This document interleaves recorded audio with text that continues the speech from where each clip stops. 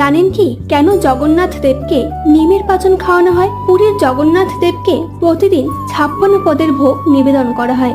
এত ভারী পরিমাণে ভোগ খেয়ে জগন্নাথ দেবের পেট খারাপ হতে পারে এই ভেবে জগন্নাথ দেবকে নিজের সন্তান ভাবা লেন্ডি মাতা নিমের পাচন খাওয়ানোর জন্য নিজের হাতে পাচন বানিয়ে পুরীর মন্দিরে আসেন। কিন্তু দ্বাররক্ষী মাতার নিমের পাচন নিয়ে আসা দেখে রেগে গিয়ে তাকে ভেতরে যেতে দিলেন না, এমনকি তার আনা নিমের পাচনও ছুঁড়ে ফেলে দিলেন।